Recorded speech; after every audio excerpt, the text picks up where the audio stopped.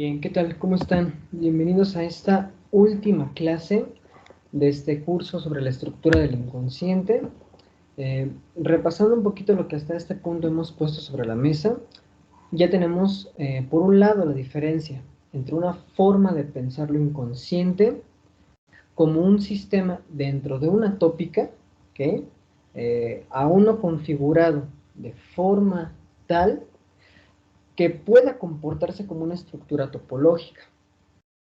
Esto nos ayuda a hacer una diferencia o una distinción entre modelos psicoanalíticos y poder plantear que no solamente existe una forma de entender el psicoanálisis, sino que existen diferentes formas de investigar los fenómenos del inconsciente, una de ellas de manera topológica y otra, bueno, que responde más a este sistema tópico, como lo que veíamos con Freud. Eh, Algunos sí podrán considerarse programas de investigación científica, otros programas de investigación, dependiendo de cómo vayan a utilizar la teoría a la cual se vayan a ir anudando, pero bueno, lo que importa al final es qué tipo de dispositivo clínico arrojan y si ese dispositivo clínico sí se está adecuando justamente a la teoría que está presentando. ¿Sí? Entonces, eh, para que de alguna manera podamos ya ir poco a poco sentando un poco más la forma del dispositivo que este tipo de clínica del cual venimos hablando puede ir habilitando, vamos a retomar ya este asunto del lenguaje, ¿no? Desde el punto de la extimidad, ¿no? Si recuerdan un poquito sobre este neologismo, lo estábamos utilizando para poder hablar del lenguaje como algo que se siente interno, ¿no? Algo íntimo del individuo, pero que también es algo totalmente externo, ¿no? Es algo que se encuentra por fuera de, aunque se sienta íntimo, ¿no? Y si teníamos en cuenta que nuestro punto de partida eran estos problemas del significante, ¿no?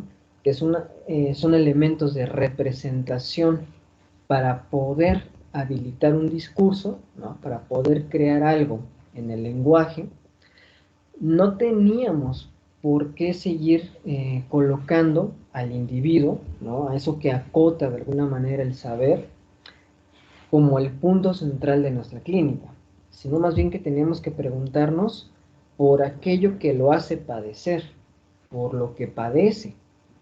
Y en ese sentido es el asunto del sujeto, ¿ok? Más o menos hablábamos de esto la vez pasada, ¿no? Que al final estábamos diciendo que entre todas estas representaciones que se iban haciendo al anudar significantes, se creaba un significado, ¿no? Pero bueno, vamos a meternos entonces a una forma un poco más puntual de entender este asunto, tal cual el asunto del sujeto hace referencia a algo sujetado, ¿no? Tal cual, anudado a algo, ¿no? Ya sea un tema, a un asunto, una forma de estudio, ¿no? También tenemos la variante de un sujeto gramatical, ¿no? Todo esto lo podemos encontrar tal cual en su definición etimológica. Nos vamos a dar cuenta que si nos vamos en ese sentido, no tiene nada que ver en realidad con un individuo. A pesar de que de alguna manera se pueden utilizar como sinónimos, son cosas muy distintas. ¿Sí? Lo que nos interesa es pensar el sujeto. Justamente en este asunto de una forma gramatical, como sujeto anudado a una predicación e incluso a una estructura de varias proposiciones y cómo ese sujeto se va a convertir en un asunto. ¿Okay? Un asunto a estudiar, un tema para hablar, un tema para investigar, como lo quieran llamar, ¿no?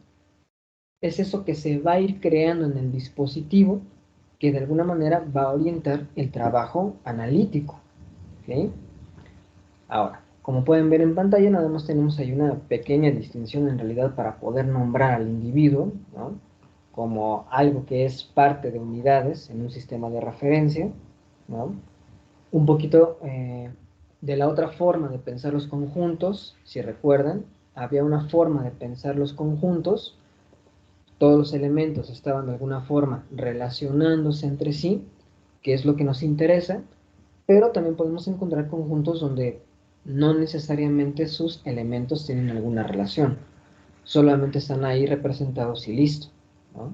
Entonces, aquí están los individuos en ese lugar donde el conjunto no tiene una implicación con sus elementos, y por otro lado, estamos hablando de un conjunto que solamente puede tener una consistencia debido a cómo todos esos elementos van a comportarse entre ellos.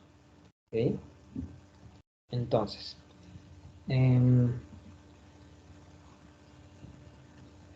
este punto me parece que sería importante poder empezar a introducirnos ya en algunas citas que podemos encontrar en los escritos tal cual de Lacan. Esta primera viene en la página 24 de los escritos, ¿no? Nos dice: por eso hemos pensado ilustrar para ustedes hoy la verdad que se desprende del momento del pensamiento freudiano que estudiamos, a saber, que es el orden simbólico el que es para el sujeto constituyente, demostrándose en una historia la determinación fundamental que el sujeto recibe del recorrido de un significante. ¿Okay? Básicamente, con esta cita, ¿qué se está haciendo referencia? De entrada, nos tenemos que encontrar con el problema del retorno a Freud, ¿no? Aquí lo que Lacan pone sobre la mesa es que lo que se puede tomar de Freud para el desarrollo de un marco teórico es poder habilitar el pensamiento de un sujeto que se va a desprender, ¿no? Que se crea a partir de la interacción de los elementos que fundan el orden simbólico, es decir, el significante, ¿no? Al final el sujeto se da gracias al resultado de la interacción de un significante con al menos otro significante. Eso va a ser para nosotros el sujeto, ¿ok? Me gustaría saber si más o menos aquí va quedando clara la distinción que existe entre sujeto e individuo.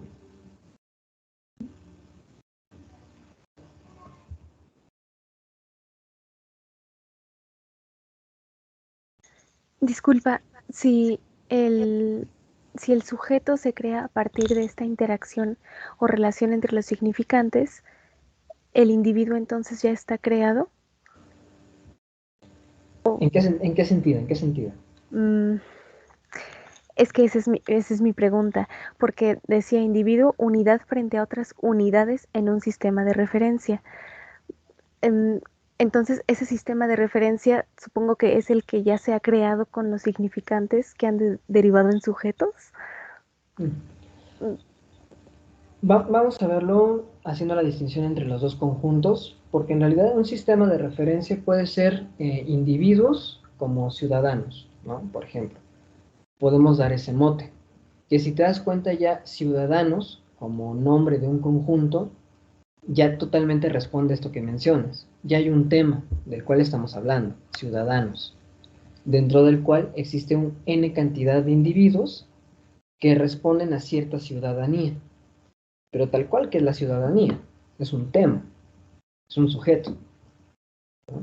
Entonces, si hacemos esa distinción, ya tenemos justamente que de alguna forma podemos encontrar sujetos en la clínica, sujetos particulares, claro, pero que obviamente están atravesados por diferentes discursos que van creando estos conjuntos, ¿no? Más o menos lo veíamos así, vamos combinando significantes y con esa combinatoria vamos creando estos sentidos, ¿no? A través de estos sistemas de referencia que ya de alguna forma juegan un papel en el mundo. Eh, y podemos pensar varios sistemas, ¿no? Podemos pensar el sistema económico, el sistema de género, el sistema de clase, no lo sé.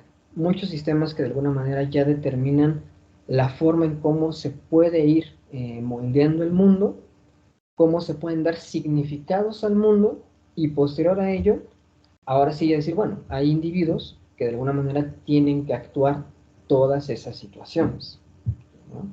Entonces me parece que lo podemos poner un poquito en ese sentido, si ya queda un poquito más claro con eso. Sí, muchas gracias. Bien.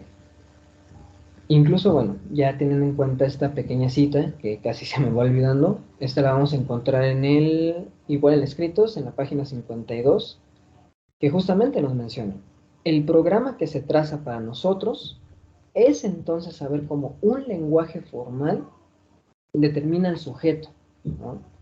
Eh, ya lo mencionábamos, me parece, creo que en la primer clase, poder usar la lógica y la matemática como parte del lenguaje que nos puede ayudar a transmitir no solamente el conocimiento, no solamente nos sirve para crear de alguna forma algunos sistemas de referencia dentro de la teoría, sino que justamente nos permite darle un cuerpo al sujeto, nos permite de alguna manera eh, formular cómo sería esa cadena, ¿no? Cómo sería esa serie de significantes que necesitamos para operar un sujeto con este caso, ¿no?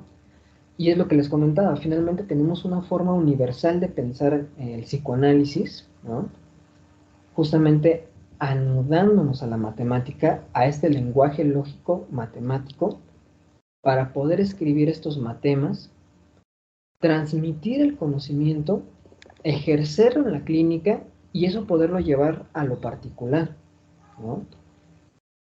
En matemática me parece que todos de repente podríamos tener la referencia a este tipo de ecuaciones que de alguna manera, por ejemplo, las de primer grado, segundo grado, todas tienen una forma de poderse resolver, ¿no? Hay una estructura que las resuelve.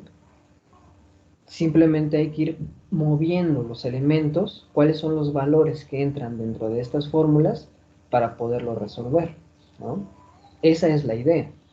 Poder pensar una forma de matematizar o colocar un lenguaje algebraico para el psicoanálisis que nos ayude a transmitir la teoría, pero que esa teoría también nos ayude a que el dispositivo clínico tenga un sentido, tenga una lógica, ¿no? Que lógica y sentido van por separado, pero más que nada por eso es que es necesario ir poco a poco colocando sobre la mesa ciertos problemas matemáticos para poder pensar justamente qué pasa con esto de una estructura, qué pasa con esto de tener que utilizar un lenguaje formal, de qué manera el psicoanálisis se va a poder transmitir de manera casi uniforme como se pretende hacer con las matemáticas, ¿no?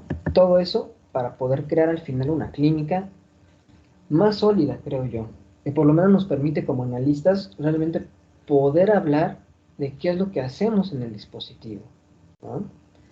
Eh, y bueno, al final, ¿por qué entender esta noción de sujeto como el resultado de una determinada cadena significante nos interesa, ¿no? Y no solamente justamente, como ya lo estamos exponiendo, sino que haciendo uso de modelos topológicos para entender la estructura del lenguaje y del inconsciente, el sujeto lo tenemos que entender entonces ahora como una herramienta, por así decirlo, ¿no? Es lo que les quiero transmitir un poco. Eh, y esta herramienta lo que nos va a ayudar es a producir cambios en la estructura, ¿ok?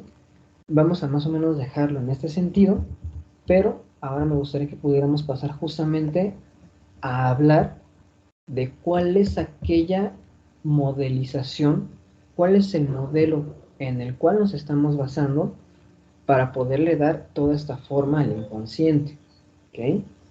Y la propuesta justamente es el modelo de la banda de Moebius.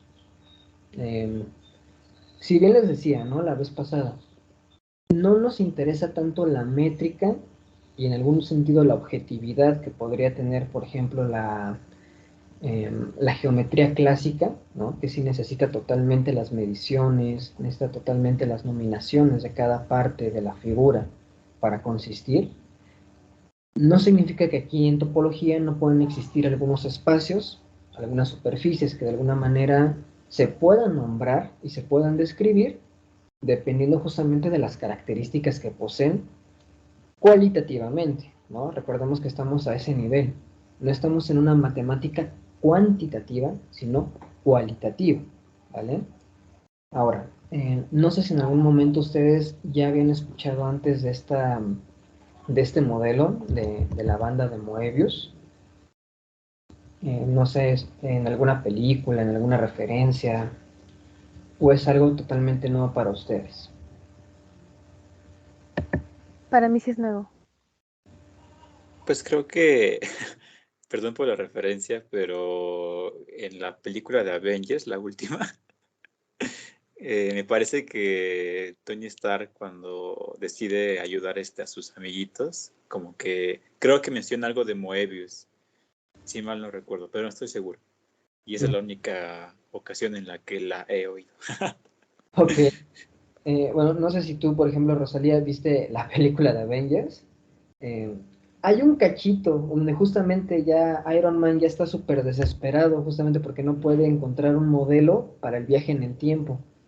Y ya cuando ya se le prende el foco es porque enfrente, si se dan cuenta, lo que tiene en la pantalla es una cinta de Moebius.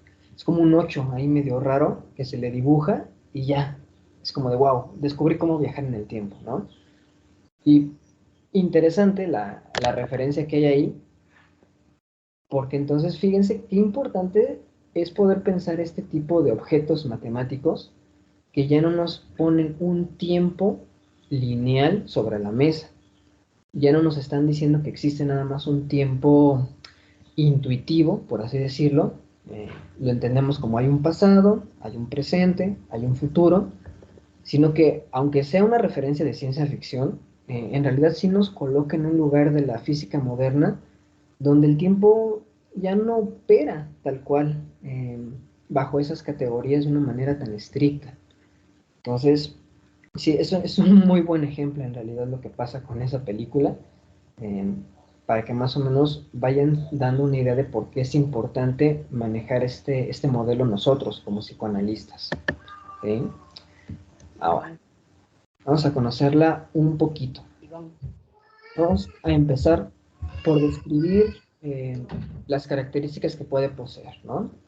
Eh, Como pueden observar ustedes ahí en la pantallita, en la parte de abajo donde el muñequito se está moviendo, es un objeto que no es orientable, ¿no? Si se dan cuenta, en realidad no podríamos decir que hay un arriba o hay un abajo, a menos de que tengamos, por ejemplo, ese punto de referencia moviéndose en el espacio, ¿no? Pero tal cual no podríamos decir que donde está esa pequeña torsión es la parte de arriba o si el otro lado es la parte de abajo, y ni siquiera podremos pensar si tiene una izquierda o una derecha, ¿no? Eh, Eso es a lo que se refiere con un objeto no orientable, ¿ok? Ahora, una propiedad muy importante de esta superficie es que es unilateral, ¿ok? Si se dan cuenta, arriba tenemos una construcción bastante fácil de un cilindro. Se puede ver que hay dos caras, ¿no? Hay una cara que corre por afuera del cilindro y hay una cara que va por dentro de la superficie, ¿ok? Pero ¿cuál es el problema que podemos observar aquí con la cinta, ¿no? Si se dan cuenta, el muñequito ahorita ya pasó por afuera y mágicamente está por adentro y ya salió nuevamente por afuera de la cinta, ¿no? Bueno, eso sí, más o menos la animación se ve para todos igual, pero vean cómo solamente hay un único camino. No hay nada que esté afuera que podamos decir estrictamente esta es la parte exterior de la cinta y tampoco podemos decir que hay efectivamente un interior de la cinta. Se pierde totalmente esa noción, ¿ok? Ahora, si se dan cuenta también, esto nos va a traer un problema muy interesante. Solamente existe un borde, ¿sí? Esta cinta ustedes la pueden construir de una manera bastante fácil. En realidad lo único que tienen que hacer es tomar una tira, girar un poquito esa tira y unirla. Y se van a dar cuenta que cuando ustedes empiezan su recorrido aquí, van a terminar abajo. Lo que antes eran dos bordes, ahora solamente se convierte en uno solo. Tenía por ahí una tirita ya para que justamente hiciéramos esto, pero bueno, he estado moviendo esta semana muchas cosillas y desafortunadamente no sé dónde la dejé. Pero me parece que ya con la imagen, más o menos sí nos podemos ir dando una idea de cuál es el problema que existe con esta cinta, ¿no? Es un espacio que totalmente pierde ciertas nociones de referencia, y si nos damos cuenta, no tendríamos por qué pensar, si volvemos a esa referencia de la película, que si vamos a jugar con elementos que tengan que ver con el tiempo, tiene que haber un antes, un después, un futuro, un pasado y un presente. Esta cinta está totalmente mezclada, por así decirlo, si queremos darle un poquito de estos elementos, ¿no? Justamente por eso se puede viajar en el tiempo con esta cinta.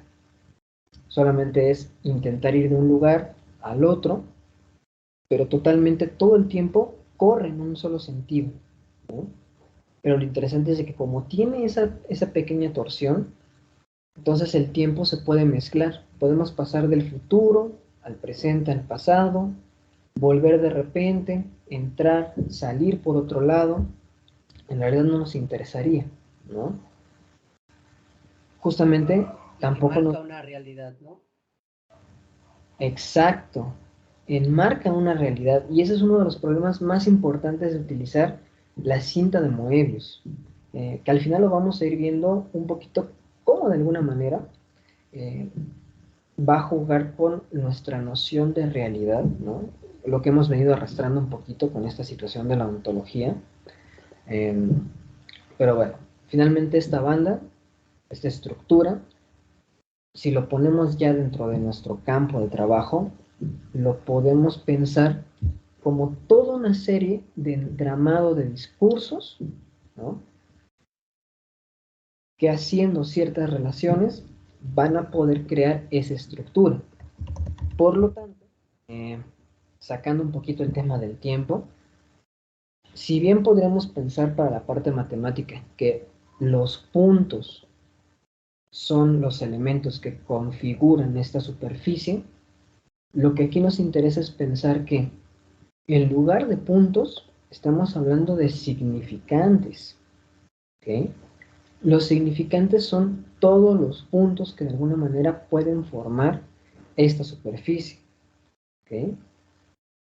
Ahora, si en algún sentido quisieran hablar de la distinción en cuanto a un modelo para el psicoanálisis o el sistema psicoanalítico freudiano y el lacaniano, totalmente volvemos a la lógica del cilindro y la cinta, ¿no? Con Freud sí tenemos en cuenta que ese sistema opera con un exterior y un interior, ¿no? Hay un mundo allá afuera y hay un mundo adentro. Aquí lo interesante es de que si el interior y el exterior están mezclados, esto nos tiene que volver a remitir a eso de la extimidad, ¿no? Aquello que crea el mundo, no podríamos decir que existe un mundo adentro y un mundo afuera, ¿okay? Existe en extimidad las relaciones significantes que crean un mundo, que habilitan una realidad, ¿okay? Hasta este punto nos va quedando un poco claro de qué se va tratando esta situación de la banda de Moebius.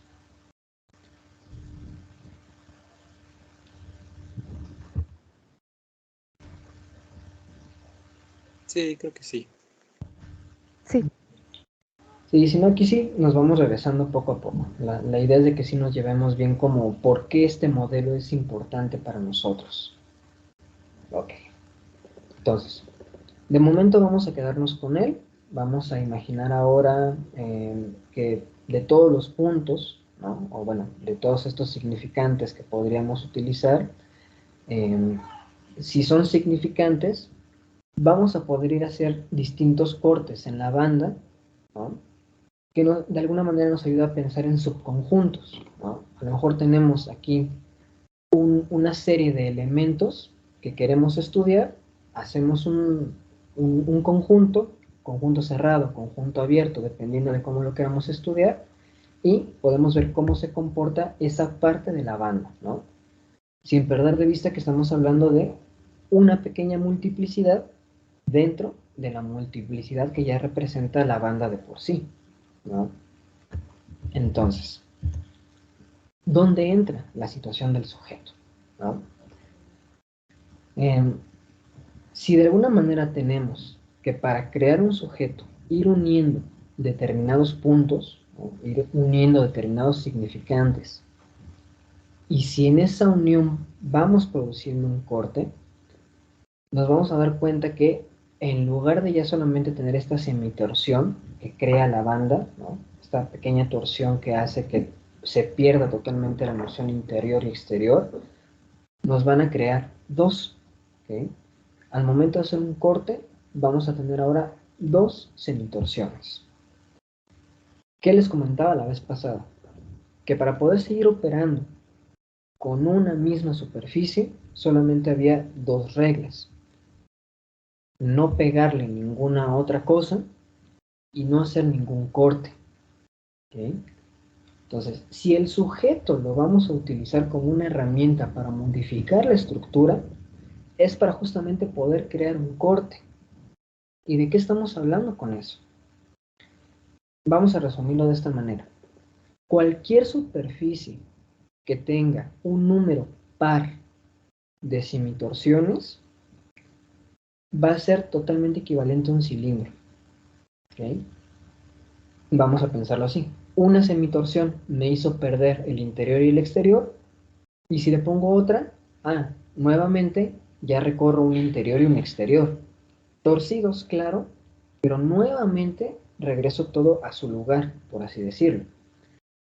Y lo interesante es de que si introducimos este corte, vamos a tener ahora un cilindro.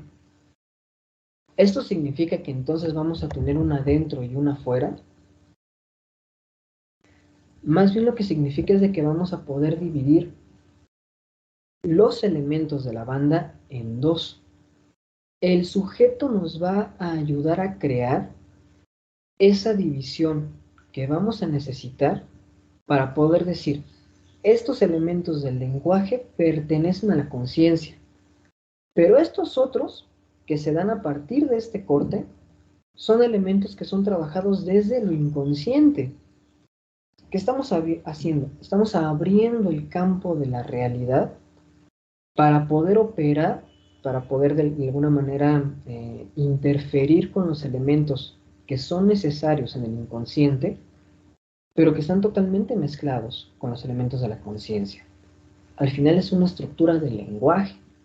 No podemos decir que hay una división clara entre las diferentes formas que el lenguaje puede ir creando, por así decirlo, sino que este primer corte nos va a decir, claro, estos son los elementos que de alguna manera son del orden del inconsciente.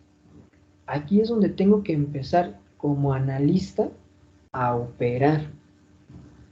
Cosa curiosa, les estoy mencionando que como analistas tenemos que darnos cuenta de cuáles son esos significantes con los cuales vamos a operar. Normalmente, ¿qué nos dicen? Que como analistas nosotros no somos los que guiamos la cura. Nosotros no guiamos al paciente. El paciente con su asociación nos va a ir llevando a donde tenga que llevarnos. Primer problema con eso. Esos análisis se pueden volver, infinitos en cierto sentido, ¿no? Puedes crear un análisis de 40, 10, 15, 30 años. ¿Por qué? Porque no sabes en realidad con qué material te estás topando, no sabes en realidad cuál es ese conjunto de datos que están en el lenguaje que tienes que analizar, y además, como nunca vamos nosotros a tener una injerencia sobre el caso se va a desarrollar y ya está. ¿Cuál es la propuesta con esto?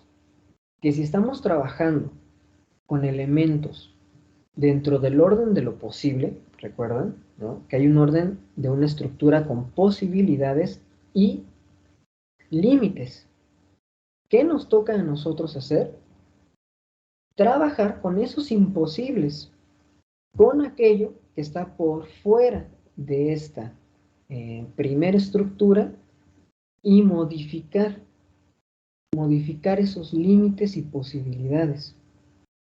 Por lo tanto, nuestra tarea es investigar qué elementos del lenguaje son los que de alguna manera están creando el sujeto ¿no? Están creando el tema del cual estamos hablando en ese caso particular y poder llevar ese caso a una nueva forma, a una nueva estructura. Porque no solamente vamos a necesitar un corte, ya metimos uno para poder decir, claro, esto es con lo que tengo que trabajar, esto es del orden de lo inconsciente, no lo podemos dejar separado. Requerimos volver a cortar. Este mismo sujeto nos va a ayudar a hacer la intervención, va a guiar el trabajo para volver a hacer un corte en la estructura y ¿qué vamos a obtener ahora? 3 semitorsiones. Por lo tanto, ¿qué es lo interesante aquí? Empezamos con una estructura, la modificamos y con este corte creamos no la misma cinta de la cual partimos, creamos una nueva estructura moebiana, claro, porque volvemos a perder el interior y el exterior, pero ya no es la misma cinta moebiana con la cual empezamos. Volvemos a cerrar el discurso, lo volvemos a hacer homogéneo, por así decirlo, pero cambiamos la estructura. Este nuevo corte es lo que nos debe de llevar hacia el fin de análisis, poder crear una estructura totalmente distinta con la cual empezamos. ¿Sí? Si se dan cuenta entonces, como decíamos, ¿no? Cada corte va a hacer que los elementos ya no sean los mismos, ¿no? Ya la interacción entre elementos es muy complicado que sea la misma que antes que el corte. Y si tenemos 2 cortes, bueno, todavía es un impacto muchísimo mayor a la forma en cómo la primer estructura venía manejando cierta dinámica con sus elementos. ¿Okay? ¿Esto les va quedando claro?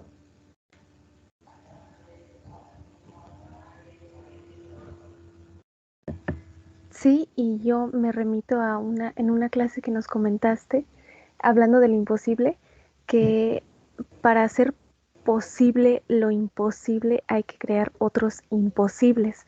Entonces también esto tiene que ver con la teoría de conjuntos. De un conjunto que tiene elementos, vamos a ir, bueno, no está aislado el nuevo elemento o la nueva estructura, viene de otra estructura. O sea, me parece súper interesante porque el discurso que vamos o que se va a ir modificando no va a estar aislado de ese primer discurso. Por eso se me hace súper interesante y ahora ya comprendo mejor cómo nos fuiste introduciendo primero con la teoría de los conjuntos. Sí, ya me queda mejor, más claro. Muchas gracias. Perfecto. Qué bueno que eso sí ya va quedando un poquito más anudado. Ahora vamos a ponerlo en otros términos. Al final, ¿qué es lo que nos va a permitir todo esto? El sujeto nos permite crear una nueva verdad, ¿ok? Lo cual lo vamos a llamar como una realidad diferente, una ontología distinta, ¿ok? Y justamente, como lo hemos estado diciendo, no lo estamos haciendo de una manera aleatoria, ¿ok? Los significantes, al encadenarse, nos van a dar este efecto sujeto y no los estamos eligiendo arbitrariamente, ¿no? La base para poder hablar del método hipotético deductivo, que tiene que ver con metodologías conjeturales como la nuestra, lo podemos utilizar desde Lakatos, ¿ok? Es decir, hay una forma en la cual se puede ordenar, crear hipótesis, de trabajar justamente en el orden de la deducción, pero de una manera metodológica, ¿okay? de una manera formal, que se le pueda dar una consistencia al caso y poder comprobar los axiomas que estamos utilizando para cada caso, ¿okay? Para poder comprobar lo que está pasando con esa intervención en el lenguaje. No nos vamos a meter tanto obviamente en eso, sino que nada más quería hacer como esa mención de que existe una metodología detrás de la forma de intervenir con todo esto, ¿okay? Lo cual nos deja en un lugar que no solamente nos da una ontología para operar, sino que obviamente nos tiene que dar epistemología que podamos ir anudando. ¿Ok? Entonces, para no enrollarnos un poquito en todos esos sentidos, vamos nuevamente con Badiou. No de una manera tan enredada como la vez pasada, pero es muy importante que conozcan por lo menos esta propuesta que él coloca sobre la mesa y que tiene totalmente que ver con la forma en cómo podemos concebir la historia del psicoanálisis y su posible relación con las ciencias que le van tocando en su momento. ¿Okay?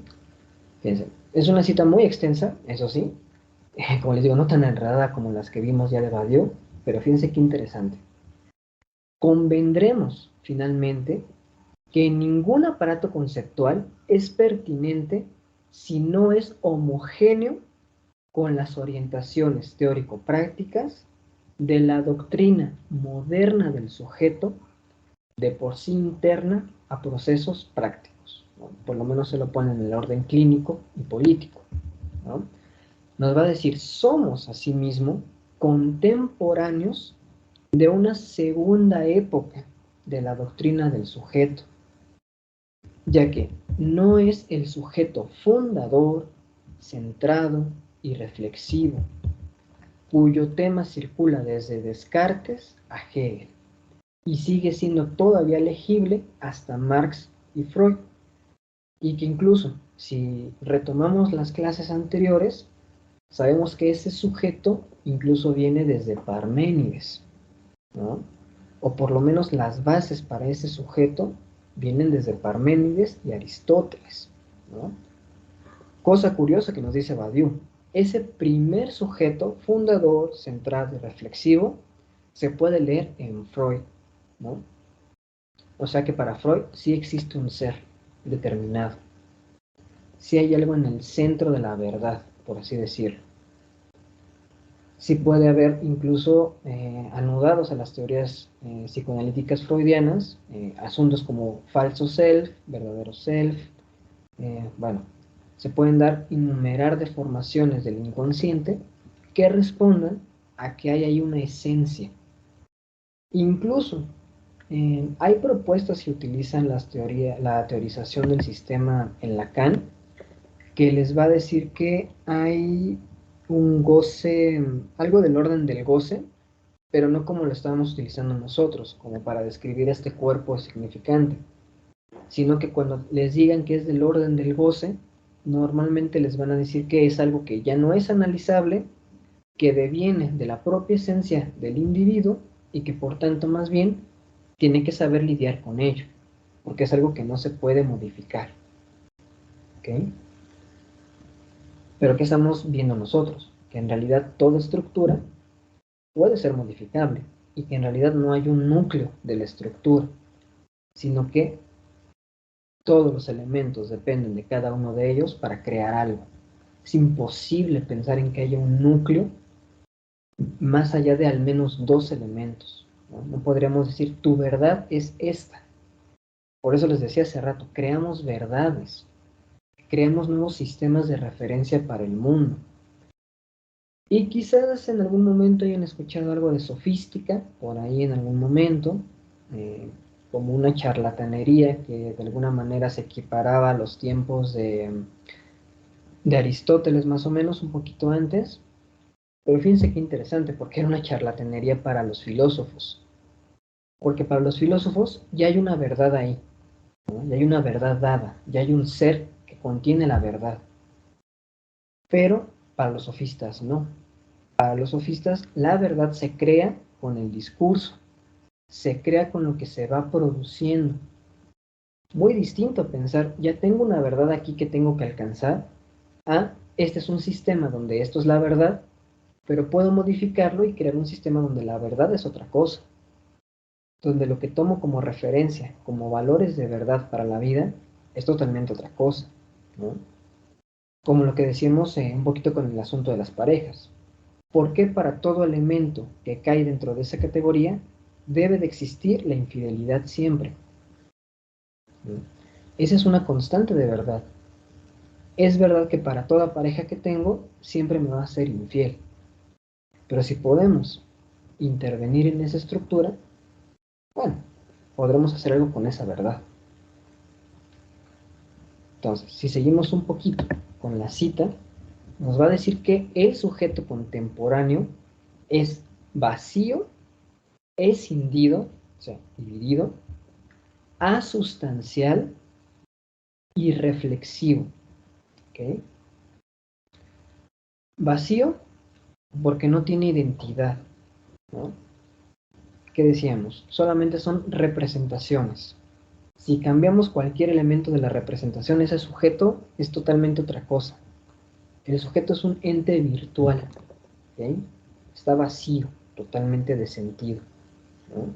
Es un efecto nada más que se da, no hay un sentido ya dado. El sentido es un efecto, es virtual. Escindido. No nos vamos a meter mucho en eso, tiene que ver con la relación entre saber y verdad.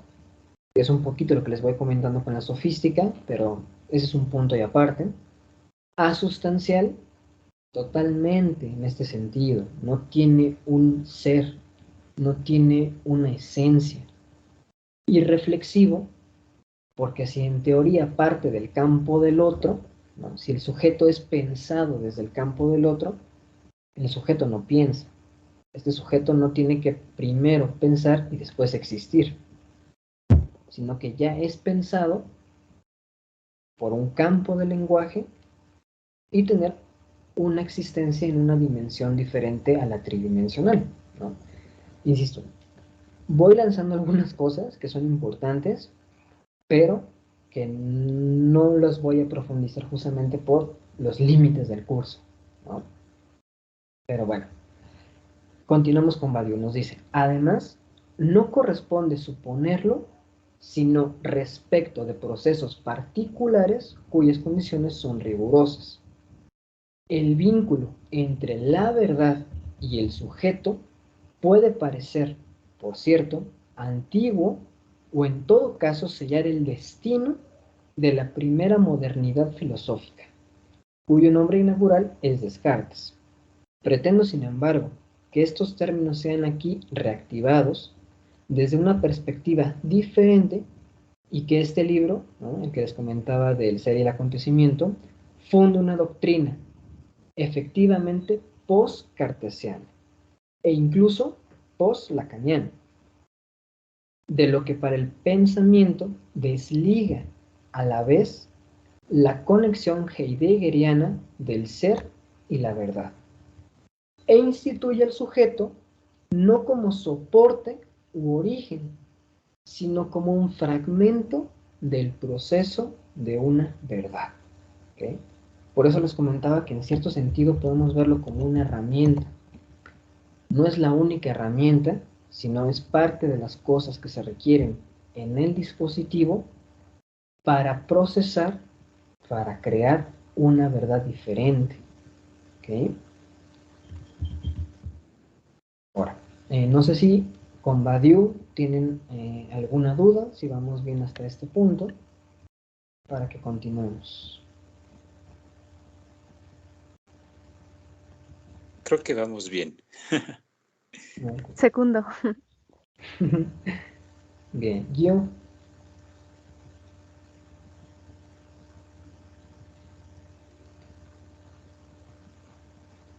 Te veo por ahí, pero no sé si tienes problemillas con el audio.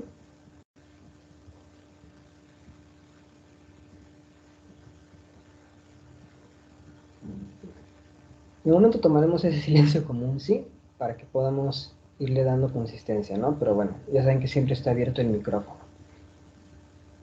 Ya están viendo que Badiou quizás no es tan complicado, hay cosas un poco más complejas, pero ya poco a poco anudando todo esto, bueno, también Badiou incluso puede ser un poco más fácil de ir procesando para quienes estén interesados en eso, ¿no? Que es muy, muy padre eso.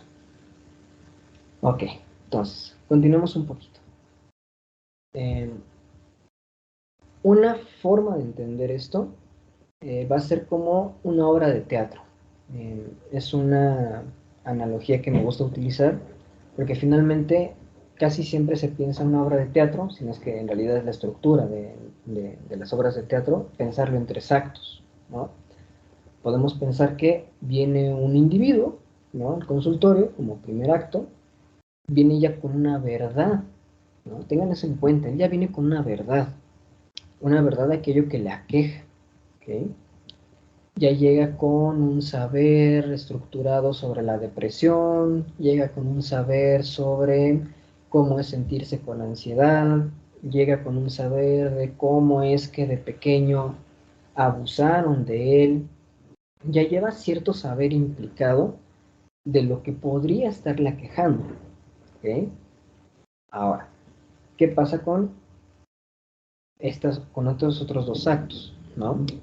La primer vuelta que le tenemos que dar al texto, o la primera vuelta que le tenemos que dar al modelo moebiano sobre ese saber, nos va a crear el sujeto, ¿no? Va a crear nuestra hipótesis, separando así las cosas que responden al asunto a trabajar de las que no. ¿Okay? Como les comentaba, finalmente tenemos que crear esa distinción de qué cosas sí son del orden de lo inconsciente y qué cosas no lo son. ¿Para qué?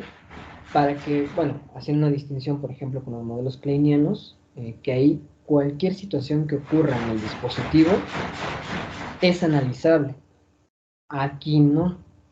Aquí tenemos que estar atentos de qué cosas sí podemos utilizar como parte del conjunto de datos a analizar y qué cosas sí pueden ser analizables dentro de quizás otra lógica de datos, ¿no? Y qué cosas quizás ni siquiera tendrían por qué entrar en el orden del análisis, ¿no? Hace una diferencia entre todo elemento es analizable y la investigación sobre los elementos que crean los fenómenos del inconsciente. ¿Okay? Esa es una primera separación. Y eso es lo que nos va a crear justamente el segundo acto. Poder ir entablando esas conexiones, poder ir haciendo esa investigación rigurosa de cuál es este conjunto del inconsciente, cuál es este conjunto de la conciencia, e incluso qué otros tipos de paquetes de datos, por llamarlos de alguna manera, pueden existir. O sea, puedo tener incluso dos análisis corriendo. Puede ser que termine un paquete y el otro se tenga que seguir analizando, ¿no? Eso dependerá un poquito de cómo se vaya armando el caso. Pero la idea es esa, que podamos hacer análisis finitos, cerrar ciertos paquetes de datos, ¿no?, que creen nuevas posibilidades imposibles, pero que obviamente siempre van a estar en configuración con el discurso anterior, ¿no? Parten de algo, no parten de la nada. Y obviamente va a haber paquetes de datos que puedan seguir ahí flotando, ¿no?, que podamos utilizarlos para ampliar el análisis, pero de este nuevo conjunto, ¿no?, de este otro conjunto. Este ya se analizó, ¿no? Nos puede servir para hacer nuevas configuraciones, claro, pero ese ya se cerró, si se dan cuenta. Abrir otro paquete de datos es abrir nuevamente un análisis, ¿no? Ahí, bueno, sí se pueden llevar más tiempo.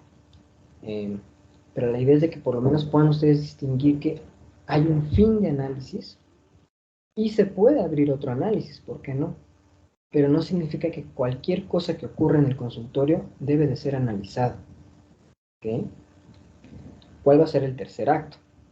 Será la segunda vuelta, donde tras operar con la cadena significante que originó a este sujeto, modificamos la estructura, devolviendo la forma o la correspondencia al sistema moebiano. Y ese saber que había al inicio, entonces ya fue alterado, ¿no? Y en cierto sentido, aquí es donde ya nos podemos empezar a meter un poquito con teoría más densa, porque para que ustedes puedan pensar totalmente un recorrido de análisis, está el grafo del deseo. ¿Okay? Ya con el grafo del deseo ustedes van a poder tener como una estructura global de lo que implica todo el proceso de un análisis. ¿Okay? Les suelto esa pista, lo podemos estudiar, pero bueno, la idea aquí es de que no se vayan con que estos modelos son cosas que están totalmente separadas, que Lacan hizo modelos punto y aparte, sino que el sistema axiomático o la posibilidad axiomática de un sistema psicoanalítico tiene una relación, tiene una lógica, ¿no? No podríamos decir que son pasos a seguir linealmente, porque si no dirían que si ya pasamos del paso A, ya no podemos regresar a él, sino que es un movimiento, ¿no?, que depende totalmente de cada elemento para poder seguir siendo creado, ¿no? Cada paso va creando el otro, pero necesitamos justamente un dinamismo entre ellos. No sé si en algún momento han visto el grafo del deseo o escuchado de él, pero bueno, solamente, como les menciono, voy tirando cosas ahorita, ¿no? Algunas obviamente las necesitamos poner aquí sobre la mesa y otras solamente para la curiosidad, ¿no? Si se quieren adentrar a eso, tengan alguna pista de por dónde ir metiéndose. Ahora, no expliqué tal cual la gráfica que tenemos aquí en la diapositiva, porque, bueno, me parece que es más fácil verla como esta obra de teatro. Si se dan cuenta, también son tres pasos, por así decirlo. Bueno, paso 1, intermedio, paso 2, que al final nos describen ya de una manera un poco más formal lo que tendría que estar ocurriendo en el análisis, ¿no? En el primer acto lo que tendría que pasar, que tendría que pasar en el segundo acto y que tendría que pasar en el desenlace, ¿no? Que al final, si se dan cuenta, hasta la esquina de la tablita, el analista tiene que salir como un resto, ¿no? Para no ponerlo en términos tan grandes, bueno, es justamente cuando ya se crea analista, se hace un analista, como resultado de la interacción entre dos sujetos. El sujeto que está en posición de analista, ¿no?, nosotros, en este caso, y el sujeto aquel que viene y padece, ¿no? El resultado que se crea es un analista. Ambas partes ya empiezan a crear, empiezan a fungir el mismo papel, pese a las distinciones que obviamente hay que hacer con esto. Pero bueno, al final de todo es poder pasar de una lógica donde la persona viene totalmente con la demanda, ¿no?, con el hecho de lo que tiene que seguir repitiendo sin saber que repite porque el otro se lo demanda, a poder analizar cuál es la lógica del deseo, ¿okay? ¿Cuál es el fantasma? ¿Qué implica para su realidad que eso que está demandando el otro se esté repitiendo? Y luego entonces, ahora sí ya viene poco a poco la salida del análisis, ¿no? Ese cierre otra vez de los elementos para volver a estructurar el discurso, pero ya con estas modificaciones, ¿okay? Entonces, este es un resumen bastante express de cómo se podría conducir un análisis totalmente orientado desde una teoría axiomática, formal, teoría del sujeto, como le quieran llamar, ¿no? Finalmente les decía en la primera clase que tenemos como ese problema de remitirlo siempre al autor, pero bueno, finalmente nos funciona si quitamos la imagen, ¿no?, de la mente de Lacan, de Freud, y nos quedamos con los sistemas que debemos de estudiar, ¿no? Palabras más, palabras menos, pero bueno, si quieren, ya saben, las diapositivas justamente para tener un poquito más detallado esto, me lo pueden pedir. Y esta gráfica viene totalmente descrita, pasito a pasito, en el libro, si no mal recuerdo, de Estructuras Clínicas 2, de Alfredo Eldenstein.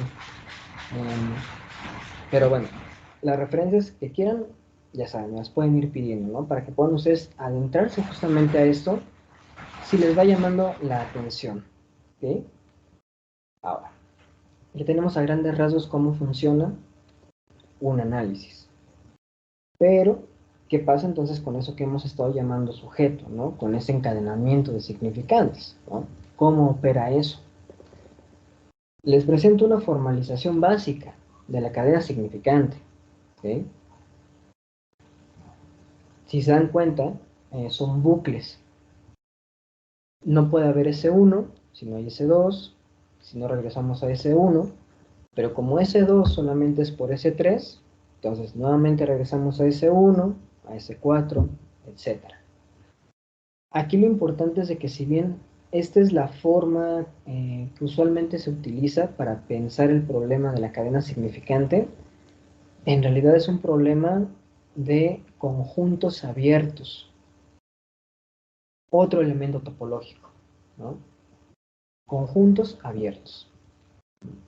No, creo que en algún momento les había mencionado que era justamente que había elementos en un punto, pero que como estaba abierto, otros elementos de otro conjunto podían interactuar con él, ¿no? En lugar de ser un sistema cerrado que no tiene interacción con otras cosas, los conjuntos abiertos sí, permiten ese intercambio, ¿no?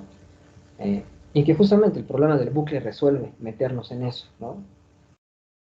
S1 sí, solo sí, S2 sí, solo sí, S1, etcétera, etcétera, etcétera. Aquí la idea es de que se pueda trabajar con al menos 4 significantes. Digo al menos 4 porque pueden elegir los significantes que quieran. Solo tengan en cuenta algo.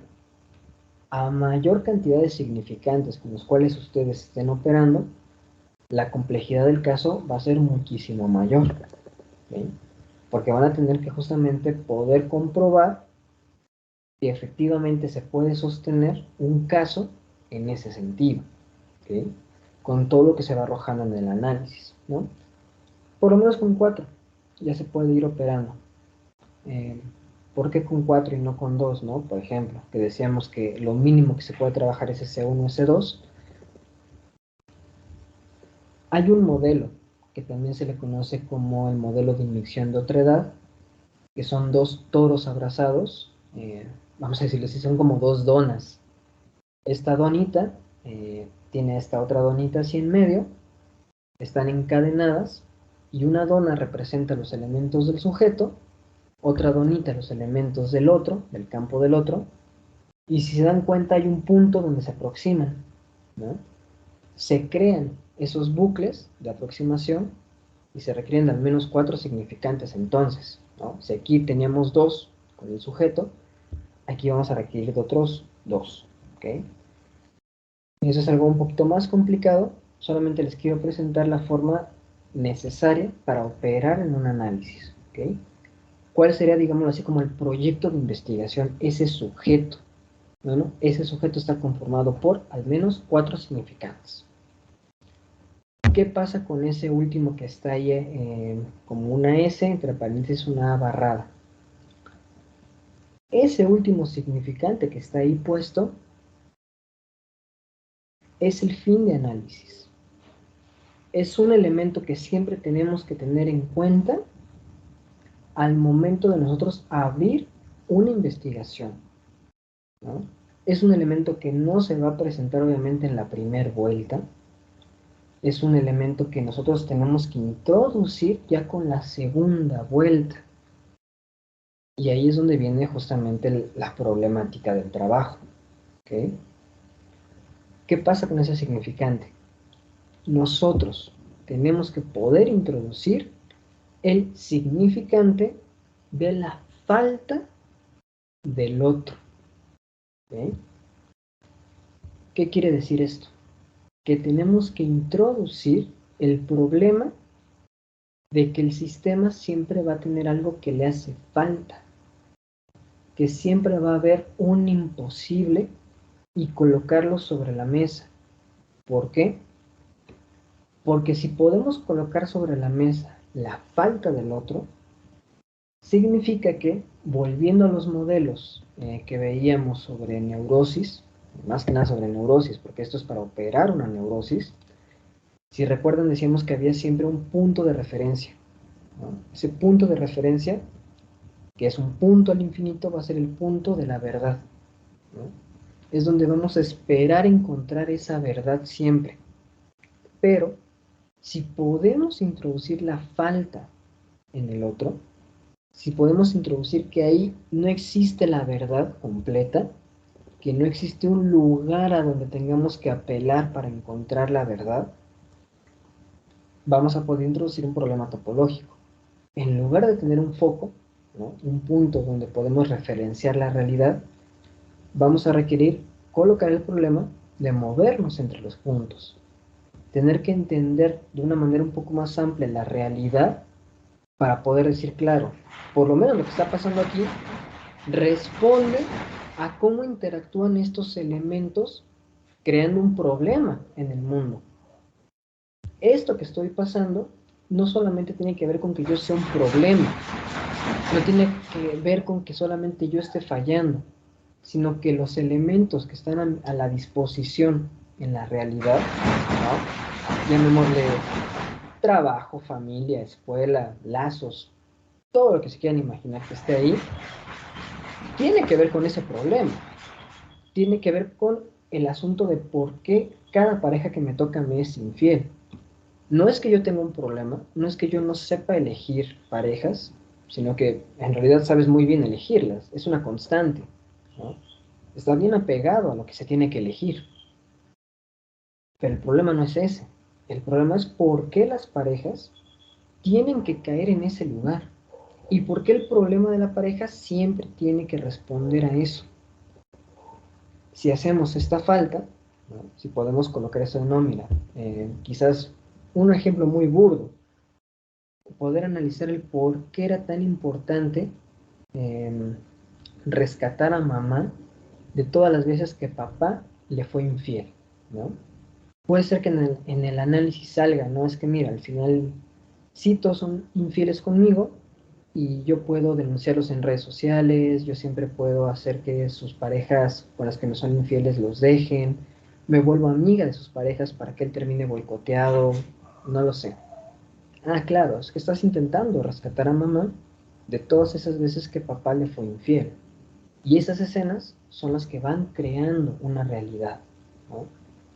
Recuerden que esto no va aislado del campo tridimensional, ¿no? Decíamos, necesitamos las imágenes, necesitamos los cuerpos para que esto impacte en algún lado, ¿no? Podemos decir quizás mamá, pero quizás nos diga, no, Mili, ¿sabes qué? Me acabo de acordar que a mi bisabuela le pasó algo similar, ¿sabes? Tuvo a mi bisabuelo, pero mi bisabuelo sé que tuvo otras 4 familias en el pueblo y mi abuela solamente se tenía que aguantar, ¿no? Ya no estamos hablando solamente de una repetición, estamos hablando de ya una anterior, ¿no? Lo inconsciente es transgeneracional, recuerda. No opera sobre una imagen nada más. Pudo ya haber operado sobre muchas otras imágenes, ¿ok? Y lo estamos poniendo en la familia, pero no son los únicos lazos que tenemos, ¿ok? Eh, Puede ser que lazos tan impactantes o significativos, como algunos lazos escolares, con maestros, profesores, con incluso otros compañeros, puedan crear estas escenas, ¿ok? Estamos acostumbrados a pensar que todo esto solo tiene que remitir a mamá y a papá, ¿no? Es como un cliché del psicoanálisis incluso. No tiene por qué ser así, ¿no? Es cierto, claro, la familia es el primer campo en el cual nos desarrollamos socialmente, es el primer lugar del que empezamos a socializar al mundo, pero no es el único, ¿no? No es el único que existe. E incluso muchas escenas no necesariamente le pasaron al paciente. Muchas escenas como esta fueron escenas que le pasaron a cualquier otro individuo en el mundo, pero que hacen eco en el cuerpo de este individuo. Crean todo este entramado tan complicado, pero que solo es gracias al lenguaje. No podríamos decir que este problema es lo mismo en sociedades donde la poligamia es posible, ¿no? En esas sociedades quizás un problema de relaciones vaya orientado hacia una lógica totalmente diferente, no lo sabemos, ¿no? Por lo menos para las sociedades donde estamos habituados a pensar las relaciones como pares, ese tipo de problemas son posibles, ¿no? Pero vean que incluso hablar de un mismo tema no solamente puede tener una sola estructura, ¿no? Moviéndonos un poco del sistema de referencia, ya podemos encontrar nuevas posibilidades, pero nuevos problemas, que quizás incluso nosotros no podríamos pensar. No sé qué problemas podría pensar alguien que tiene posibilidad de tener 4 o 5 parejas, ¿no? Nunca he tenido que analizar un caso así, ¿no? Incluso nunca me he topado con alguien en la realidad que tenga una situación así. No sé qué problemas pueda acarrear eso, ¿no? sé qué problemas puede acarrear tener una pareja y tener todo este entramado de otras relaciones a su alrededor, ¿no? Pero bueno, ahora, sí.